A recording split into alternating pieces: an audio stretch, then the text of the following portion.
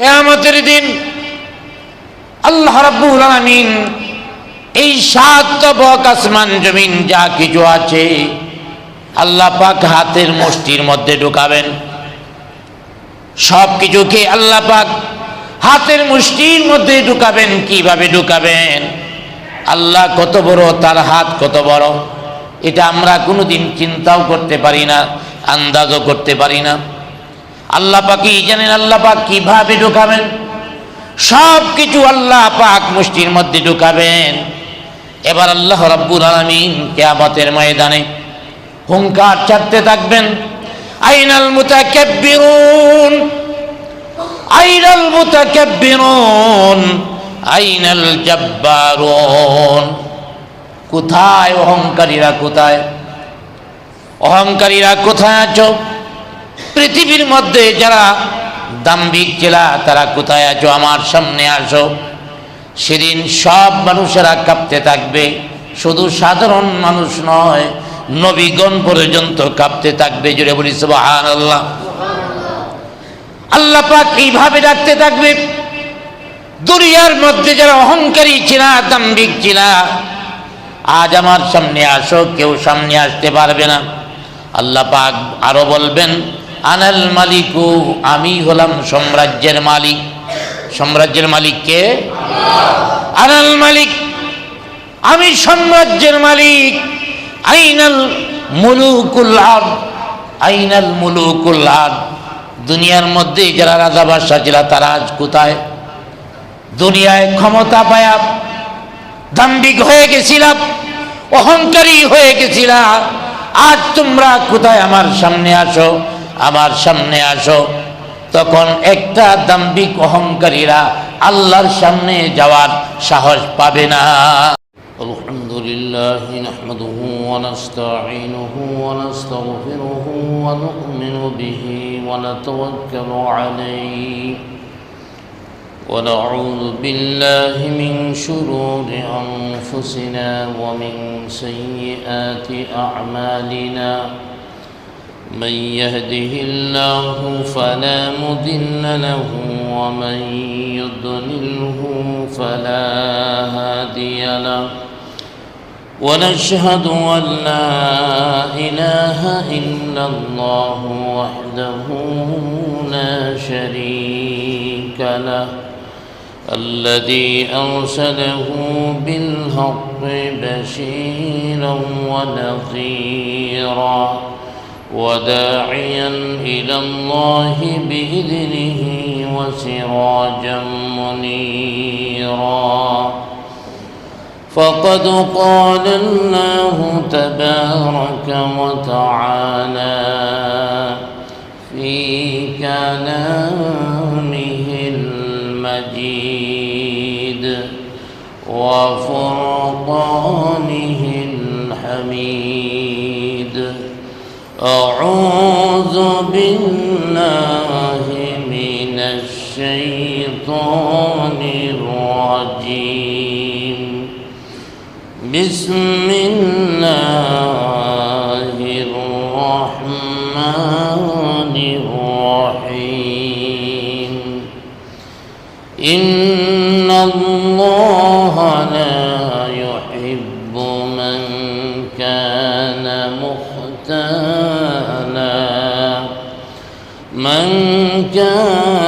مختالا فخورا.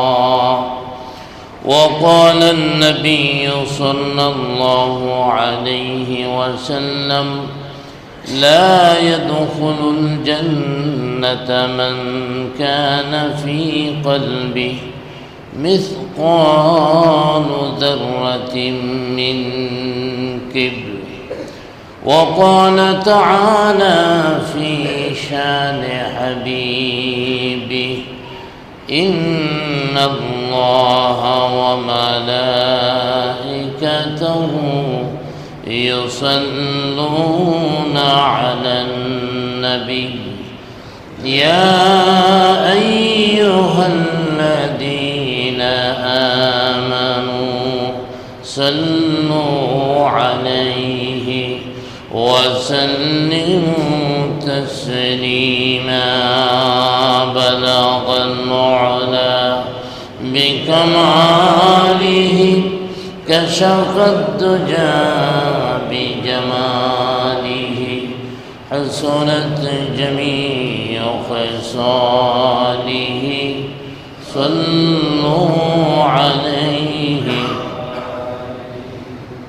نہیں دو جہاں میں مثال محمد جمال خدا ہے کمال محمد بلغ العلا بکمالہ کشف الدجى بجماله حسنت جميع خصاله صلوا عليه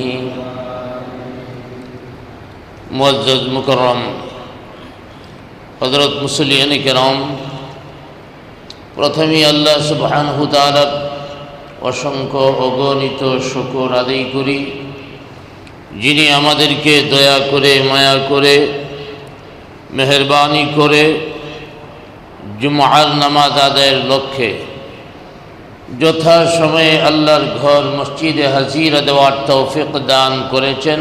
সকলে একবার বলি আলহামদুলিল্লাহ। আজকে আমি কোরআনুল কারীম থেকে যে আয়াতে কারিমা তেলাওয়াত করেছি এবং রাসূল আকরাম সাল্লাল্লাহু আলাইহি ওয়াসাল্লামের অসংখ্য হাদিস থেকে একখানা হাদিস পাঠ করেছি, এরই ভিত্তিতে যতটুকু সম্ভব আলোচনা করার চেষ্টা করব। আমলের নিয়তে আলোচনা করার, আলোচনা শোনার তৌফিক দান করুন। সকলে বলি আমিন। অন্তরের যে সমস্ত রোগসমূহ রয়েছে, এর মধ্যে একটা রোগের নাম হলো অহংকার, তাকাব্বুর। এই অহংকার এবং তাকাব্বুর অন্তরের এমন একটা রোগ, যে রোগটাকে বলা হয় উম্মুল আমরাদ, সকল রোগের মা। একজন মা থেকে যেমন অসংখ্য সন্তান জন্ম নেয়, অতএব অসংখ্য সন্তান হওয়ার পিছনে মা হলো মূল, মা হলো আসল। মা থেকে অসংখ্য সন্তান জন্ম নেয়, তেমনি অহংকার এমন একটা গুনাহ, এই অহংকার থেকে আরো অসংখ্য গুনাহ, অসংখ্য রূপ জন্ম নিয়ে থাকে। অহংকার একটা রূপ বা একটা গুনাহ, এক ধরনের পাপ। এই পাপ থেকে আরো অসংখ্য পাপের জন্ম হয়ে থাকে। এক কথায় অহংকার হলো সকল পাপের মা। অতএব অহংকার যদি নিয়ন্ত্রণ করা যায়, অহংকার যদি পরিহার করা যায়, তাহলে লোকটা অসংখ্য গুনাহ থেকে বেঁচে থাকতে পারে। অহংকার থেকে যে সমস্ত গুনাহগুলি হয়, যেমন একটা গুনার নাম হলো হাসাদ বা হিংসা। এই হিংসার জন্ম নেয় অহংকার থেকে। কখন জন্ম নেয়? একজন মানুষ যখন বড় হয়ে যেতে থাকে, একজন মানুষ আল্লাহর পক্ষ থেকে কোনো নিয়ামত পাইল, অর্থাৎ লোকটার সম্পদ বেড়ে যাচ্ছে অথবা সম্মান বেড়ে যাচ্ছে, ক্ষমতা বেড়ে যাচ্ছে, তখন যার ভিতরে অহংকার আছে এই লোকটা চিন্তা করে অপর লোকটা যে নিয়ামত পাইল, এই নিয়ামতটা ধ্বংস হয়ে যাক। অনেক সম্পদের মালিক হয়েছে, সম্পদ যেন তার না থাকে। কেন? ওই লোকটারে ছোট মনে করে, নিজেকে বড় মনে করে। ওই লোকটা যদি অনেক সম্পদের মালিক হয়ে যায়, তাহলে আমি ছোট হয়ে যাব। ওই লোকটা যদি অনেক ক্ষমতার মালিক হয়ে যায় তাহলে আমি ছোট হয়ে যাব। অর্থাৎ অহংকারের কারণে লোকটা নিজেকে বড় মনে করে, অপরপক্ষে যত মানুষ আছে সবাইকে ছোট মনে করে। অতএব এই হাসাদ বা হিংসা তৈরি হয় অহংকার থেকে। লোকটার যদি অহংকার না থাকে, আমার আরেক ভাই ব্যবসা অনেক বড় হয়ে গেছে, আমার ক্ষতিটা কি? আমার আরেক ভাই সমাজের নেতা হয়ে গেছে, আমার ক্ষতিটা কি? ক্ষতি তখনই চিন্তা করে যখন নিজেকে বড় মনে করে। এই জায়গাটায় আমি যাওয়ার দরকার ছিল, আরেকজন চলে গেছে, এটা মেনে নেওয়া যায় না। এই অহংকার থেকেই মূলত হাসাদ তৈরি হয়। এই অহংকারের কারণে আরেকটা জিনিস, আরেকটা রোগ তৈরি হয়, সেই রোগের নাম হলো জুলুম। আমাদের বাংলাদেশে মনে হয় কেউ কারো উপরে জুলুম করে না। আওয়াজ দিয়ে বলেন, জুলুম করে না। আমাদের দেশের মতো জুলুম অন্য কোন দেশে হয় ওইটা খুঁজে বের করার দরকার। আমাদের দেশে মুসলমান বসবাস করে অধিকাংশ, অথচ এই মুসলমানই একে অপরের উপরে জুলুম করতেছে। কেন জুলুম করে? নিজেকে বড় মনে করে, অহংকারের কারণে। যার উপরে জুলুম করে, নির্যাতন করে, লোকটা যদি মনে করত ওই লোকটাও একজন মানুষ, তারও মান সম্মান আছে, তার ক্ষতি করা যাবে না, তাইলে লোকটা জুলুম করতে পারে না। জুলুম এজন্যই করে, সে মনে করে আমি অনেক বড়। যার উপরে জুলুম করছে তাকে মনে করে অনেক ছোট। অতএব আমি যা করি এটাই আইন, আমি যা করব সেটাই আইন। অতএব এই জুলুম থেকে আমাদের ফিরে আসতে হবে। আমার শক্তি আছে বলেই আমার জুলুম করতে হবে। আমার শক্তি আছে বলেই আরেকজনকে আমি সহ্য করতে পারবো না। আমার দলের লোক এই এলাকার মধ্যে বেশি আছে, এই জন্য আরেক দলের লোকদের সভা করতে দেব না, প্রোগ্রাম করতে দিব না। এটা অহংকার থেকে আসে, স্বৈরাচারী মনোভাব থেকে আসে। অহংকার থেকেই স্বৈরাচারী মনোভাব জন্ম নেয়। অতএব এই অহংকার যদি থাকে তাইলে হবে না। অতএব অহংকার চাইতে হবে। অহংকার মানুষকে জালেম বানায় দেয়। একজন আরেকজনের উপরে জুলুম করতে অহংকার উদ্বুদ্ধ করে। অহংকার থাকবে না, একজন আরেকজনের উপরে জুলুমও করবে না। আর জুলুম তো এমন একটা বিষয়, এই জুলুমের কারণে আল্লাহর আরশ পর্যন্ত কেঁপে যায়। আপনি কার উপরে জুলুম করছেন? যার উপরে জুলুম করছেন সেও তো আল্লাহর তৈরি মানুষ। আপনি যেমন আল্লাহর বান্দা, ওই লোকটাও আল্লাহর বান্দা।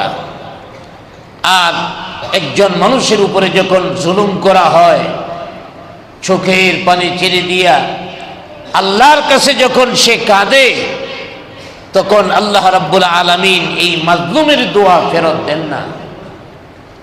3 প্রকার মানুষের দোয়া কবুল হয়। এর মধ্যে একদল হলো মাজলুম, যার উপরে জুলুম করা হয়। এই মাজলুম ব্যক্তি চোখের পানি ছেড়ে দিয়ে আল্লাহর কাছে দোয়া করলে আল্লাহ পাক মাজলুমের দোয়া কবুল করেন। অতএব এই জুলুম তৈরি হয় কেন, জালেম হয় কেন? অহংকার থেকে। 3 নাম্বার, এই অহংকারের কারণে আরেকটা রূপ তৈরি হয়, সেটা হলো প্রতিশোধ। প্রতিশোধ নেওয়ার প্রবণতা তৈরি হয়। কোরআন হাদিসের মধ্যে বলা হয়েছে মাফ করে দেওয়ার জন্য। হ্যাঁ, প্রতিশোধ যদি নীতি হয়, যতটুকু আপনার উপরে জুলুম হয়েছে এতটুকুর প্রতিশোধ নেওয়া জায়েজ আছে। আপনাকে একটা থাপ্পড় দিয়েছে, আপনিও একটা থাপ্পড় দিতে পারবেন। তবে এখানে বেশি হলে জুলুম হয়ে যাবে। একটা থাপ্পড় দিছে, এই থাপ্পড়ের মধ্যে কয়টা আঙ্গুল ব্যবহার হয়েছে, আপনি ওইটা আঙ্গুল ব্যবহার করতে পারবেন। আপনার যে জায়গার মধ্যে দিছে আপনি ওই জায়গার মধ্যে দিতে পারবেন, অন্য জায়গায় না। যতটুকু জুড়ে দিছে আপনি এতটুকু জুড়ে দিতে পারবেন, বেশি জুড়ে দিলে জুলুম হবে। আপনারাই বলেন, ওই যে একজনরে থাপ্পড় দিছে এটা কি মাইপে রাখা হয়েছে? কেমনে মাইপে দিবে? এই জন্যে প্রতিশোধ নিলে আবারও জুলুম হওয়ার সম্ভাবনা আছে। এই জন্যে আল্লাহর হাবিব বলেছেন মাফ করে দেওয়ার জন্য, আল্লাহ পাকও বলেছেন মাফ করে দেওয়ার জন্যে। যারা মানুষকে মাফ করে দেয় আল্লাহ পাক তাদেরই মাফ করে দেন। তাহলে মাফ করে দেওয়ার মধ্যে তো লাভ আছে। এই প্রতিশোধ অহংকার থেকেই সৃষ্টি হয়। আমার একটা ক্ষতি করেছিল, হ্যাঁ, আমি এত মান্যগণ্য ব্যক্তি, অতএব আমার সাথে এমন আচরণ করেছে, অতএব তার 12টা না বাজায়া ছাড়ব না। এই প্রতিশোধ থেকেই অহংকারী হয়। আর অহংকারের পতন অনিবার্য। ইতিহাস যদি তালাশ করেন, যারাই অহংকারী হয়েছে পতন হয়েছে। আমাদের বাংলাদেশের মধ্যেও অহংকারের কারণে পতন হয়েছে। এই অহংকারের পতন বন্ধ হয়নি। এখনো যদি কেউ অহংকার করে তার পতন অনিবার্য। ঠিক কিনা জুড়ে বলেন? যেই অহংকার করুক পতন হবেই। অতএব এই অহংকারের কারণে মানুষ প্রতিশোধ পরায়ণ হয়। অহংকার ছাড়তে হবে। অহংকারের কারণে অনেক অনেক রূপ তার অন্তরে তৈরি হয়, অনেক অনেক পাপ সে করতে পারে এবং করে। অতএব এই অহংকারকে দূর করতে হবে। মনে রাখবেন, এই অহংকার কোথায় নিয়ে যায়? এই অহংকার এক সময় মানুষকে কাফের পর্যন্ত বানায় দেয়। অহংকার কাফের পর্যন্ত বানায় দেয়। আল্লাহ রাব্বুল আলামিন আদম আলাইহিস সালামকে সৃষ্টি করার পরে সমস্ত ফেরেশতাদেরকে বললেন, উসজুদ লি আদম, আদমকে সেজদা করো। ফাসাজাদু ইল্লা ইবলিস, সবাই সেজদা করলো, ইবলিস সেজদা করলো না। কেন? অহংকার করলো। আবা ওয়াস্তাকবারা ওয়া কানা মিনাল কাফিরিন। আল্লাহ পাক বলেন, আসাজিল অহংকার করলো, ওয়াস্তাকবারা সে অহংকার করলো, ওয়া কানা মিনাল কাফিরিন কাফেরদের অন্তর্ভুক্ত হয়ে গেল। অথচ সেই আজাদিল একজন জিন ছিল, আল্লাহর ইবাদত, আল্লাহর গুনাহ নিয়ে এত বেশি করেছে। আল্লাহর ইবাদত করতে করতে ফেরেশতাদের অন্তর্ভুক্ত হয়ে গেল। আল্লাহ পাক ফেরেশতাদের দলভুক্ত করে নিলেন। এই পৃথিবীর মধ্যে যারা অহংকার করে, সামান্য চিন্তা করতে হবে আজাদিল কত বড় আবেগ ছিল। আলোচনায় পাওয়া যায় পৃথিবীর মধ্যে এমন কোনো জায়গা ছিল না যে জায়গার মধ্যে আজাদিল সেজদা করে নাই। এত সেজদা করার পরও, এত ইবাদত করার পরও আল্লাহ রাব্বুল আলামিনের একটা আদেশ লঙ্ঘন করার কারণে, অহংকার করার কারণে কাফের হয়ে গেল। যারা অহংকার করে আবার সাথে সাথে বলে আমি নামাজ পড়ি, তাহাজ্জুদ পড়ি, এই করি সেই করি, অনেক ইবাদতের কথা বলে। অথচ বুজুর্গানে দিন যারা, তারা তাদের আমলগুলিকে চাপায়া রাখে, ইবাদতকে চাপায়া রাখে, গোপন আমলগুলি মানুষকে জানতে দেয় না। আর ওরা সমাবেশে বলে অহংকার করে আমি তাহাজ্জুদ পড়ি। একজনে তো বইলেই ফেলাইছে, আমি প্রতি রাতে 70-80 রাকাত নফল নামাজ পড়ি, তাহাজ্জুদ পড়ি। নাউজুবিল্লাহ বলে। এর মুখের দিকে তাকালে ফেরাউন না নমরুদ চেনা যায় না। আর আমলের দিকে তাকালে মনে হয় আরেক আবু জাহেল অথবা আরেক সাইবা উতবা। কিন্তু দাবি করে তাহাজ্জুদের। কেন? অহংকার থেকে নিজের অনেক বড় মানুষের সামনে সাব্যস্ত করতে চায়। আপনি আর কতটুকু ইবাদত গুজার?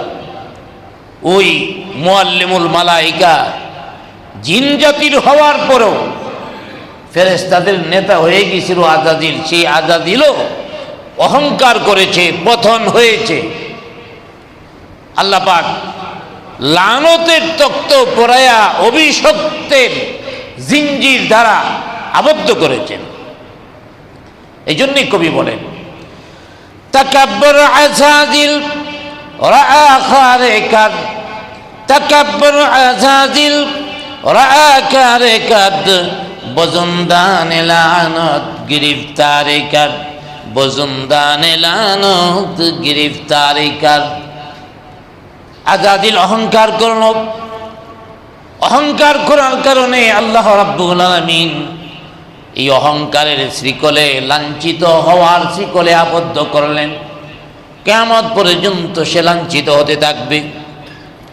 গোটা পৃথিবীর মানুষ যারা শয়তানের আদর্শ গ্রহণ করে, শয়তানের চরিত্র গ্রহণ করে, ওরাও শয়তানের অনুসারী বলে দাবি করবে না, বরং ওরাও বলবে আমরা নবীজির উম্মত।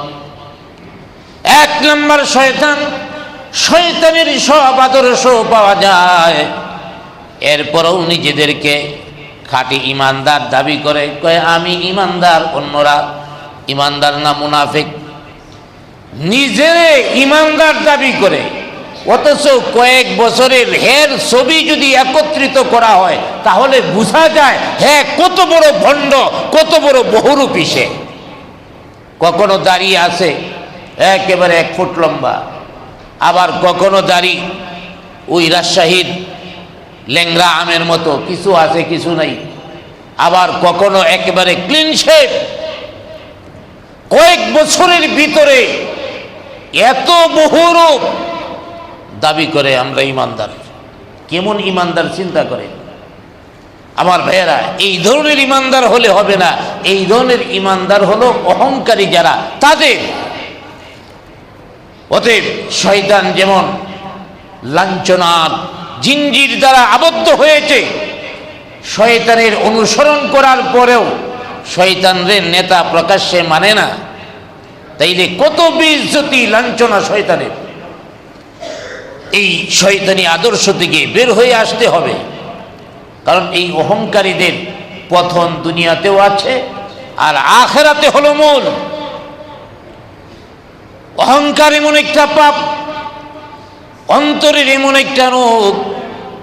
এই অহংকারের মানুষে শুধু অহংকারের কারণে মানুষ শুধু পাপ করে এমন নয়, এই অহংকারের কারণে মানুষ কাফের পর্যন্ত হয়ে যায়, এমনকি নিজেকে রব পর্যন্ত দাবি করে ফেলে। এই পৃথিবীর মধ্যে একজন লোক ছিল, যার নাম ছিল ফেরাউন। এই ফেরাউনের ইতিহাস যদি আমরা তালাশ করি, ফেরাউন নিজেকে খোদা দাবি করলো কেন? ফেরাউন চিন্তা করলো আমি মিশর বিশাল সাম্রাজ্যের অধিপতি,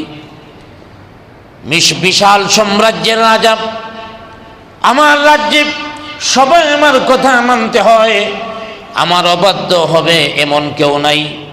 অতএব ফেরাউন চিন্তা করলো সব জায়গায় যেহেতু আমার আইন চলে, আমি যা বলি তাই বাস্তবায়ন হয়, অতএব এখন থেকে আমি নিজেই রব হয়ে গেলাম।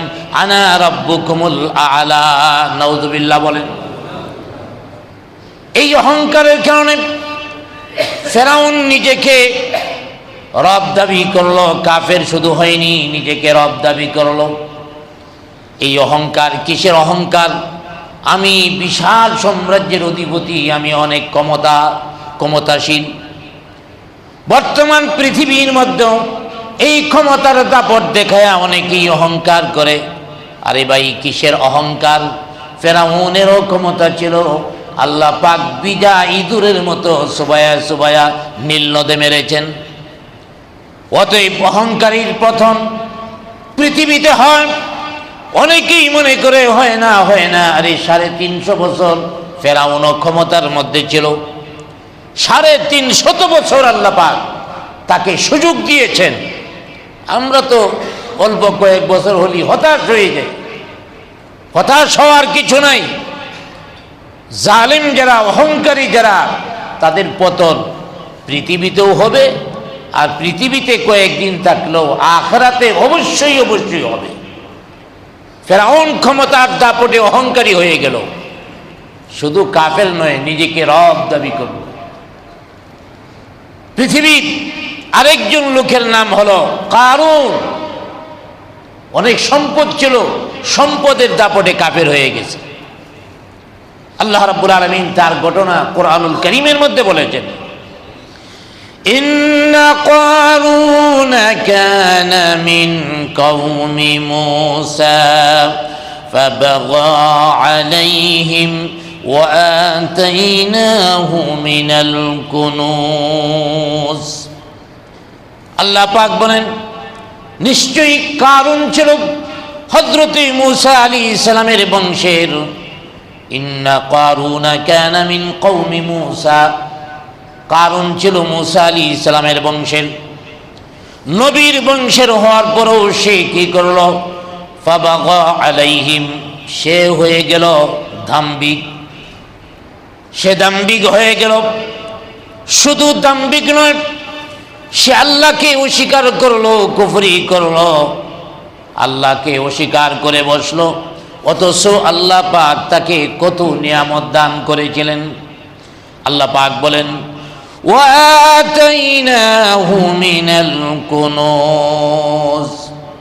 আল্লাহ পাক তাকে এত সম্পদ দান করেছেন, এত সম্পদ দান করেছেন, এত নিয়ামত দান করেছেন।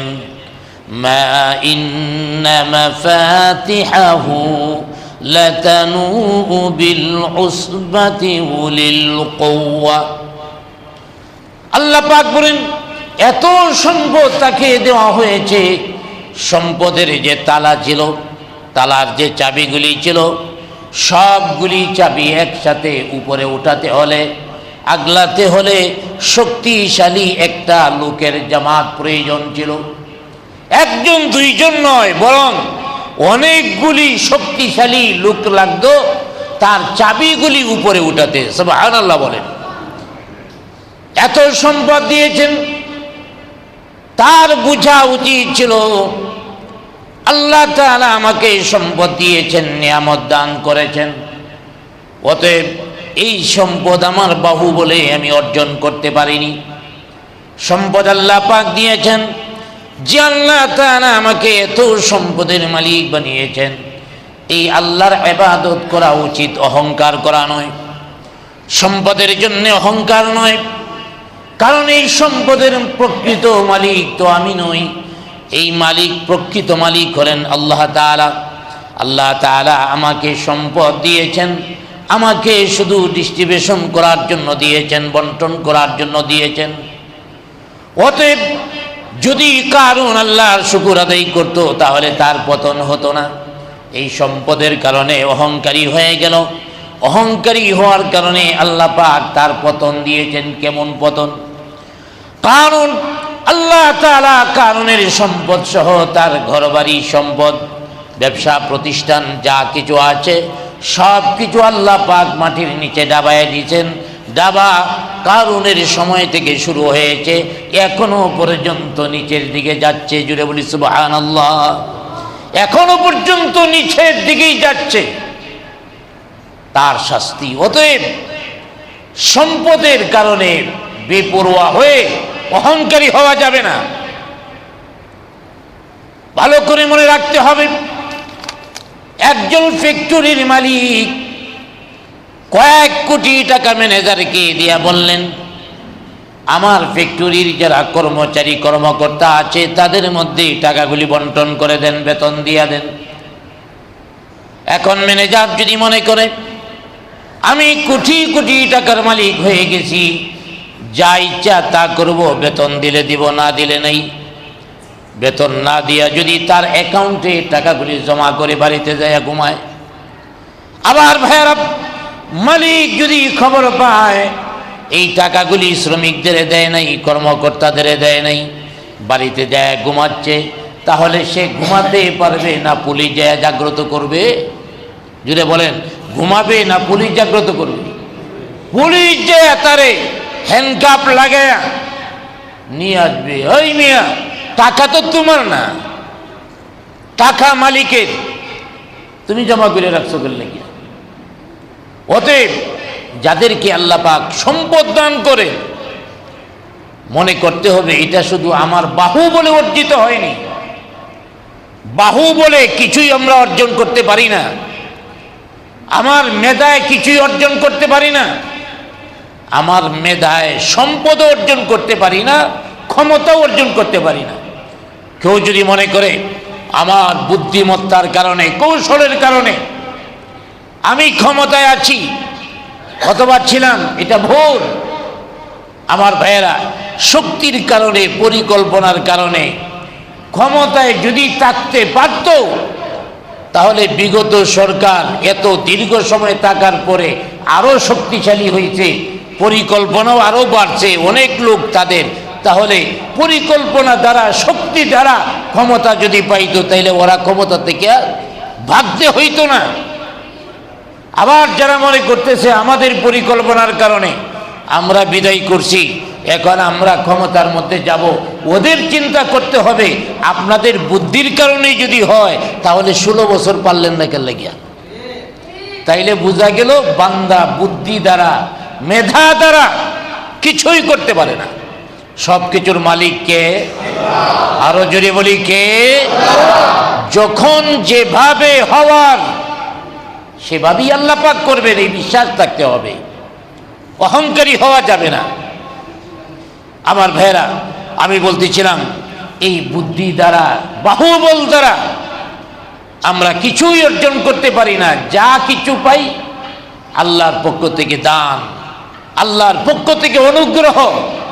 অতএব সম্পদ পায়া যদি কোনো বান্দা মনে করে আমাকে আল্লাহ পাক অনুগ্রহ করে সম্পদ দিয়েছেন, এই সম্পদের সকল হক আদায় করে, গরিব মিসকিনদের দান করে, যাকাত যা আছে সঠিকভাবে আদায় করে, পরিবার পরিজনের খবর রাখে, চাহিদা মিটায়, আত্মীয় স্বজনদের যতটুকু পারে সে দেয়। এই কাজগুলি যদি করে তাহলে সম্পদের হক সে আদায় করলো, তাকে যে রাহবারি দেওয়া হয়েছে সেই রাহবারি করলো। আল্লাহর দরবারে সম্পদের জন্য জবাবদিহি করতে হবে না। অতএব আমার অহংকার ছেড়ে দিতে হবে, কারণ সব কিছু আল্লাহ পাক করেন। কালিমার মধ্যেও এই শিক্ষাই দেওয়া হয়েছে, লা ইলাহা ইল্লাল্লাহ, এই কালিমার মধ্যে শিক্ষা দেওয়া হয়েছে আল্লাহ ছাড়া আর কোনো মাবুদ নাই, একমাত্র আল্লাহর ইবাদত করতে হবে। এই কালিমা দ্বারা শিক্ষা দেওয়া হয়েছে ইবাদত আল্লাহ ছাড়া আর কারো করা যাবে না, অর্থাৎ আল্লাহ একমাত্র আমার উপাস্য। এর মধ্যে এই ঈমানও থাকতে হবে, আমার যা কিছু অর্জিত হয় সব কিছু আল্লাহর, আমার নয়। আমি বলতে কিছু নাই, এই আমিত্বকে মিঠাইয়া দিতে হবে। পাকিস্তানের আল্লামা তাকি উসমানী দামাত বারকাতুহু আলিয়া, যিনি পাকিস্তানের প্রধান বিচারপতি ছিলেন, বড় একজন আলেম, বড় আল্লাহওয়ালা এখনো আছেন, সেই আল্লামা ডক্টর তাকি উসমানী, তিনি একবার বলেছিলেন, আমার পিতা আমাদের ভাই বোনদেরকে নিয়ে বসতেন, মাঝে মাঝে নসিহত করতেন। একদিন আমার বাবা আমাকে অর্ডার দিল, তুমি যে বালিশ নিয়ে আসো, আমার জন্য একটা বালিশ নিয়ে আসো। তো বালিশ আনার কথা বলছে, পোলা ছোট মানুষ উঠে দৌড় দিছে। বর্তমান তাকি উসমানী, যার পিতা ছিল আল্লামা মুফতি শফি রহমাতুল্লাহ আলাইহি, যিনি তাফসিরে মারিফুল কোরআন লিখেছেন, গোটা পৃথিবীর মধ্যে একজন বিখ্যাত আল্লাহওয়ালা আলেম ছিলেন। আর তার ছেলে আল্লামা মুফতি তাকি উসমানী একদিক থেকে ছিলেন পাকিস্তানের এক সময় প্রধান বিচারপতি, আবার অন্য দিক থেকে উনি পৃথিবীর বিখ্যাত একজন আলেম। সেই তাকি উসমানী বলেন যে আমি, আমার ভাই রফি উসমানী, ছোট দুনুদনি, বাবাই বালিশ চাইছে, আমি যে দৌড়ে বালিশ নিয়ে আসলাম।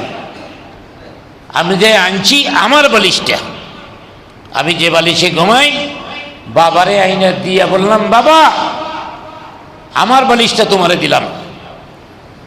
বাবায় খুশি হওয়ার কথা, খুশি না হইয়া দিছে তাপ্পর দিয়ে বলতেছে, এখনই আমার শিখে বালাইছো, বালিশ তোমার হয়ে গেছে। সন্তানদের কিভাবে শিক্ষা দেয় দেখেন। একটা বালিশ, এটাও আমার বলা যাবে না। যদি বলে কয়দিন পরে বলবে বাড়ি আমার, ওই সম্পদ আমার। আল্লাহওয়ালাদের শিক্ষা কত সুন্দর ছিল। তো আমার এই যে আমি, এই আমিত্বই বের করে দিতে হবে।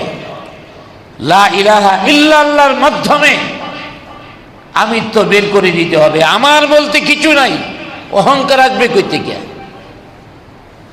আমাদের নবী মুহাম্মদুর রাসূলুল্লাহ সাল্লাল্লাহু আলাইহি ওয়াসাল্লাম, তার মর্যাদা কতটুকু, তার মর্যাদা কতটুকু। এক কবি নবীজির প্রশংসা করতে করতে করতে করতে সর্বশেষ যে কথাটা বলেছিল, লা ইউমকিনু সানাউ আও কামা কানা হাক্কুহু, লা ইউমকিনু সানাউ আও কামা কানা হাক্কুহু বা'দে আয খুদা বুজুর্গ তুই কিসসা মুখতাসার। কবি বলেন, আল্লাহ নবীর প্রশংসা করতে করতে করতে করতে এক সময় বলেন, আল্লাহ নবীর প্রশংসা করে শেষ করতে পারবো না, এতটুকুই সর্বশেষ কথা। আল্লাহর পরেই তার মর্যাদা। জুড়ে বলি সুবহানাল্লাহ। আল্লাহর পরেই সর্বশেষ নবী মুহাম্মদুর রাসূলুল্লাহ সাল্লাল্লাহু আলাইহি ওয়াসাল্লামের মর্যাদা। এটা হলো নবীজির প্রশংসার সর্বশেষ কথা। আমাদের নবীর এত মর্যাদা, এত মর্যাদা, কিন্তু নবীজির চলাফেরা কেমন ছিল? নবীজি বলেন, আমি চলাফেরা করতাম গোলামের মতো। একজন গোলাম বুক ফুলায় হাঁটে না। আমাদের দেশে তো এখন গোলাম নাই, মনে করেন কর্মচারী, লেবার, এই কিসিমের মানুষ। এরা তো বুক ফুলায় হাঁটে না যে আমার মতো লোক আর কেউ নাই। আমার ভাইয়েরা, আমাদের নবী তিনি বলেন, আমি গোলামের মতো হাঁটতাম। নবীজির কথা, ইন্নী আকুলু কামা ইয়াকুলুল আবিদ।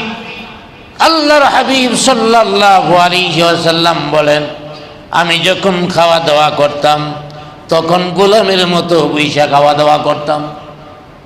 দুই হাঁটু উঠায়া তিনি খাওয়া দাওয়া করতেন, গোলামের মতো বসতেন। নবীজি বলেন, আমি গোলামের মতো বসতাম। কেন গোলামের মতো বসতাম? যে আমি যে খাইতে বসছি, এই যে খাবার আমার সামনে আছে, এই খাবার এখানে আনার ক্ষমতা আমার ছিল না, আল্লাহ পাক আমাকে ব্যবস্থা করে দিয়েছেন। এই শুকরিয়াটা আমাদের কয়জনের আছে একটু চিন্তা করেন। শুধু মনে করি বাজারে টাকা নিয়ে গেছি, বড় ইলিশ মাছ, গরুর গোস্ত, খাসির গোস্ত নিয়ে আসলাম, স্ত্রী পাক খুঁড়ে দিল, খাইলাম, আমি ব্যবস্থা করছি না। আপনার মতো এমন কত ধনী মানুষ বাজারে যাইতে যায়া গাড়ির নিচে পড়ে মারা গেছে। কত মানুষ বাজার করে বাড়িতে নিয়ে আসছে, খাবার সামনে, মৃত্যুর সাকরাত শুরু হয়ে গেছে, খাবার খাইতে পারে নাই, খাবার রাইকেই দুনিয়া থেকে চলে গেছে। এমন আছে না নাই? কিসের অহংকার? একজন মানুষ তো অহংকার করতে পারে না। আল্লাহর হাবিব বলেন, আমি যখন খাইতে বসতাম গোলামের মতো খাইতাম। আল্লাহর হাবিব বলেন, ও আজলিসু কামা ইয়াজলিসুল আবদ। আমি যখন রাস্তা দিয়া চলতাম, আমি যখন বসতাম, বসলেও আমি গোলামের মতো বসতাম, রাস্তা দিয়া চললে গোলামের মতো চলতাম। বাহাদুরি করে নয়, গোলামের মতো চলতাম। কারণ এই জমির আল্লাহ, এই জমিনের মালিক আল্লাহ, আমার মালিক ও আল্লাহ, আল্লাহর বান্দা আল্লাহর জমিনে চলবে অহংকার কিসের? অতএব এই অহংকার দূর করতে হবে। আর এই অহংকার করতে পারে একজন, তিনি হলেন কে? আরো জোরে আওয়াজ দিয়ে বলি, তিনি কে? আপনি আমি কি দিয়ে অহংকার করব? আল্লাহর হাবিব বলেন, আল্লাহ পাক বলেন এই কথাটা রাসূল আকরাম সাল্লাল্লাহু আলাইহি ওয়াসাল্লাম আমাদের শোনাচ্ছেন, আল কিবরিয়া উরিদাই ওয়াল আযমাতু ইজারি। আল্লাহ পাক বলেন অহংকার হইল আমার ভূষণ, অহংকার হলো আমার চাদর। ফামান নাযাআনি ওয়াহিদাম মিনহুমা, যে কেউ আমার চাদর নিয়ে টানাটানি করবে, আলকাইতাহু ফিন্নার, আমি তাকে জাহান্নামের আগুনে নিক্ষেপ করব। অহংকার আমার চাদর, আমার সৌন্দর্য।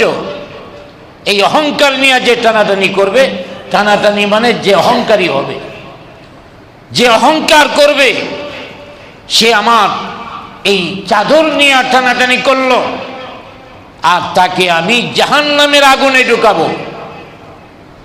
আমার ভাইয়েরা, অহংকার তো একমাত্র আল্লাহর জন্যে। কিয়ামতের দিন আল্লাহ রাব্বুল আলামিন এই সাত তবক আসমান জমিন যা কিছু আছে আল্লাহ পাক হাতের মুষ্টির মধ্যে ঢুকাবেন।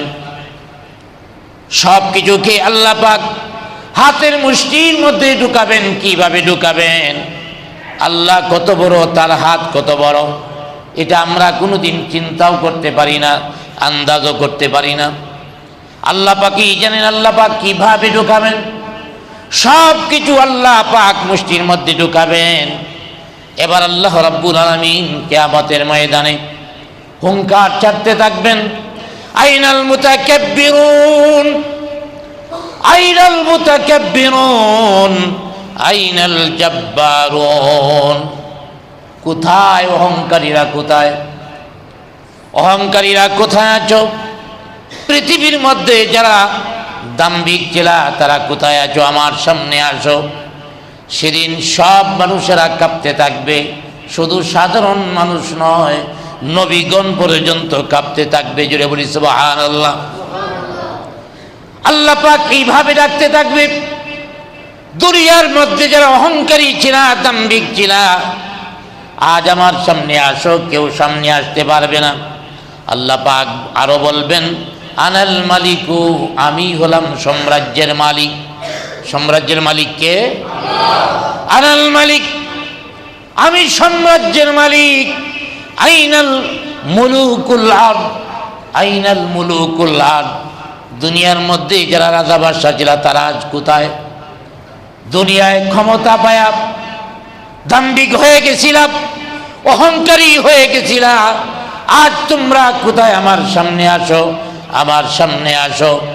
তখন একটা দাম্ভিক অহংকারীরা আল্লাহর সামনে যাওয়ার সাহস পাবে না। ওই দিনটা আসবে।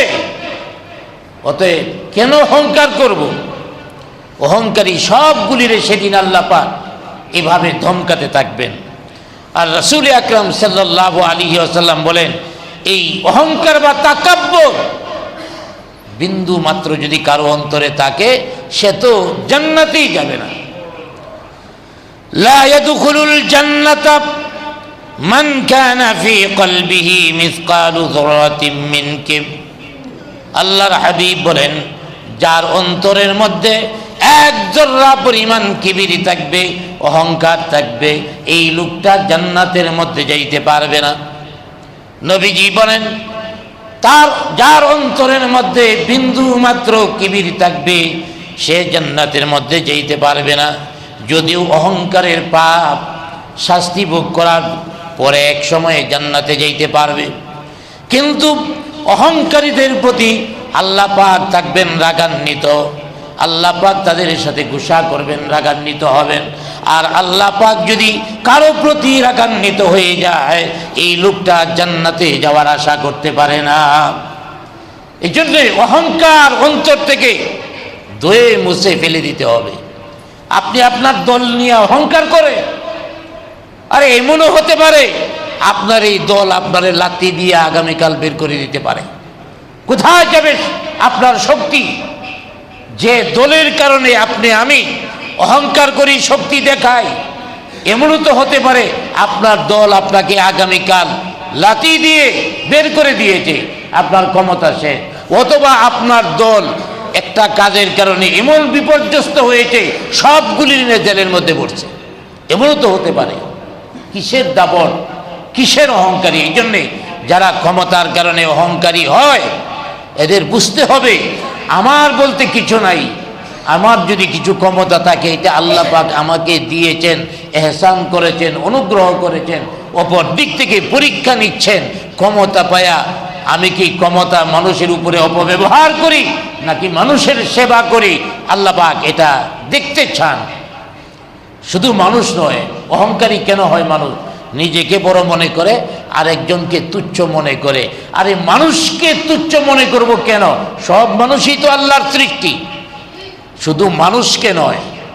আমার ভাইয়েরা, একটা আল্লাহর তৈরি যে কোনো প্রাণীকে তুচ্ছ মনে করা যাবে না। আমার ভাইয়েরা, একজন বড় আল্লাহওয়ালা নাম বায়েজিদ, তাকে বলা হয় বুস্তামি। ইরানের একটা শহর, সেই শহরের নাম হলো বুস্তাম, ওখানে বসবাস করতেন, এই জন্য তার নাম বুস্তামি। হযরতে বায়েজিদ বুস্তামি রহমাতুল্লাহি আলাইহি ইন্তেকাল করলেন বহুদিন পর। তার এক মুরিদ স্বপ্ন দেখলেন, তার পীরকে বায়েজিদ বুস্তামিকে স্বপ্ন দেখলেন। স্বপ্নে যুগে বায়েজিদ বুস্তামিকে জিজ্ঞেস করেন, হে আমার সাহেব, অনেকদিন পূর্বে আপনি ইন্তেকাল করেছেন, পৃথিবী থেকে চলে গিয়েছেন, আপনার অবস্থা কি? আল্লাহ পাক আপনার সাথে কেমন আচরণ করেছেন? আপনি ভালো আছেন না খারাপ অবস্থায় আছেন? আপনার সাথে কি আচরণ করা হয়েছে? বায়েজিদ বুস্তামি রহমাতুল্লাহি আলাইহি বলবেন, হে আমার মুরিদ, ভালো করে মনে রাখবা, আমার মৃত্যুর পর আল্লাহ পাক আমাকে জিজ্ঞাসা করলেন, হ্যাঁ বায়েজিদ, কি নিয়ে এসেছো আমার কাছে? তুমি এসেছো কি নিয়ে এসেছো? চিন্তা করলাম নামাজের কথা বলবো নাকি রোজার কথা বলবো, নাকি যাকাতের কথা বলবো, নাকি হজের কথা বলবো। যখনই কোনো আমলের কথা বলতে চাই, আবার আমার অন্তরের মধ্যে ভয় হয়, এই আমলের কথা যে আল্লাহকে বলবো, আমলটা যে আমি করেছি আমলের ভিতরে পরিপূর্ণ ইখলাস ছিল কিনা এটা তো আমার জানা নাই। যার কারণে কোনো আমল উপস্থাপন করার সাহস পাচ্ছিলাম না। আপনি 60-70 রাকাত তাহাজ্জুদ পড়েন, মাইকে ঘোষণা দেন। আর বায়েজিদ বুস্তামি কত বড় আল্লাহর ওলি, আমলটা যে আল্লাহকে বলবেন তাও পারতেছেন না, অথচ করছেন। এই আমলের মধ্যে ইখলাস পরিপূর্ণ ছিল কিনা সেটা ভয়। বায়েজিদ বুস্তামি বলেন, আমি আল্লাহর সামনে কোনো আমলেই উপস্থাপন করতে সাহস পাইলাম না। এবার আল্লাহ পাক বলেন, হে বায়েজিদ বুস্তামি, তোমার একটা কাজ আমার কাছে খুব পছন্দ হয়েছে, একটা আমল আমার কাছে খুব পছন্দ হয়েছে। প্রচণ্ড শীতের রাত, আবার বৃষ্টি হচ্ছে, তুমি বাইরে রাতের বেলায় বের হয়ে দেখলা একটা কুকুর বৃষ্টিতে ভিজে কাঁপছে, শীতের দিন। তুমি চিন্তা করেছ আমাকে যে আল্লাহ সৃষ্টি করেছেন, এই আল্লাহ কুকুরটাকেও সৃষ্টি করেছেন। এই মনোভাব নিয়া, এই অন্তঃকরণ নিয়া কুকুরটাকে তুমি ঘরে নিয়েছ, তোমার লেপের মধ্যে সুযোগ দিয়েছ থাকার জন্যে, এইভাবেই তুমি কুকুরটাকে বাঁচিয়েছ। আমি তোমার এই কাজটা এত পছন্দ করেছি যে কুকুরটাও আমার সৃষ্টির জন্য তাকে সাহায্য করেছ, এই উসিলায় আমি তোমাকে নাজাত দিয়ে দিলাম। আল্লাহ পাক কাকে কোন উসিলায় নাজাত দেন বলা যায় না। এই জন্যে কোনো ছোট আমলকে তুচ্ছ মনে করব না, কোনো মানুষকে তুচ্ছ মনে করব না। আরে কেন তুচ্ছ মনে করবেন? এমনকি একজন কাফেরকেও, অমুসলিমকেও তুচ্ছ মনে করা যাবে না। হ্যাঁ, এটা ভাবতে হবে আল্লাহ শুকরিয়া, আমি ঈমান গ্রহণ করেছি, ঈমানদারদের দাম আল্লাহর কাছে বেশি, এই বিশ্বাস তো অবশ্যই থাকবে। তবে সৃষ্টি হিসাবে তুচ্ছ তাচ্ছিল্য করা যাবে না। কারণ এমনও তো হতে পারে আজকের এই কাফের আগামীকাল ঈমান আইনা এই লোকটার থেকে আরো ভালো লোক ওই লোকটা হয়ে যেতে পারে, ঠিক কিনা জুড়ে বলেন? এমন অনেক ইতিহাস আছে। কাফের ছিল, অমুসলিম ছিল, ইসলাম গ্রহণ করেছে। আমার ভাইয়েরা ইসলাম গ্রহণ করিয়া আলেম হয়ে গেছে, বাংলাদেশের মধ্যেও আছে। মা বাপ সবাই হিন্দু, ওই লোকটা ইসলাম গ্রহণ করেছে, যুবক মানুষ। বুঝবান না হলে তো আর মুসলমান হয় না। বুঝবান হওয়ার পরে আবার মাদ্রাসায় গিয়েছে, আলেম হয়েছে। আমরা অনেকেই মুসলমানের সন্তান, আলেম হতে পারি নাই। ওই লোকটা হিন্দু থেকে এসে আলেম হয়েছে, তাহলে তার মর্যাদা বেশি না কম? তার মুজাহাদা, চেষ্টা অনেক বেশি। অতএব কোনো মানুষকে তুচ্ছ মনে করা যাবে না, কাফের কেউ না, এমনকি কোনো সৃষ্টি কেউ না। আল্লাহ পাক কোন উসিলায় কাকে মাফ করে দেয় এটাও বলা যায় না। ছোট কোনো আমলকে তুচ্ছ করা যাবে না, আবার ছোট গুনাহকেও স্বাভাবিক মনে করা যাবে না। হ্যাঁ, এটাকেও ছোট গুনাহ মনে করে এটাকে করা যাবে না। এই ছোট গুনাহটা অনেক সময় আমার বিপদের কারণ হতে পারে, আবার ছোট আমলটা আমার জন্য নাজাতের উচিলা হতে পারে। একজন বেশ্যা মহিলা কুকুরকে পানি পান করায়া কুকুর বাঁচাইছে, আল্লাহ পাক জান্নাত দিয়ে দিবেন, হাদিসের মধ্যে আসছে। আরেকজন মহিলা ইমানদার, এই ইমানদার মহিলা বিড়ালের প্রতি বিরক্ত হইয়া বিড়াল রে বান্ধে রেখে দিছে, পরে সে ভুলে গেছে বিড়াল রেতে বাঁধছে, দয়া দেখে পরবর্তী সময়ে পেটের ক্ষুধায় বিড়াল মারা গেছে, আল্লাহ পাক এই মহিলারে জাহান্নামে দিবেন। তাহলে বিড়াল রে বাইদে রাখা যদিও বড় অপরাধ না, ছোট অপরাধ, ছোট অপরাধের কারণে জাহান্নামী হবে। আবার ছোট্ট একটা কাজ, কুকুররে পানি খাওয়ানো, ছোট্ট একটা আমলের কারণে নাজাত পেয়ে যাবে। এই জন্য ছোট আমলকে ছোট মনে করা যাবে না, ছোট গুনাহকে তুচ্ছ মনে করা যাবে না, কোনো মানুষকে ছোট মনে করা যাবে না। আমার ভিতর থেকে অহংকার বের করে দিতে পারলেই কাউকে ছোট মনে হবে না। অতএব আমরা যেন অহংকার মুক্ত, আমাদের অন্তরটাকে অহংকার মুক্ত করতে পারি, সবাই মিলে মিশে আমরা চলতে পারি, সবার সাথে সৌহার্দ্যপূর্ণ আচরণ, সুন্দর আচরণ, ভালো আচরণ আমরা যেন করতে পারি। আল্লাহ পাক তৌফিক দান করুন, সকলে বলি আমিন।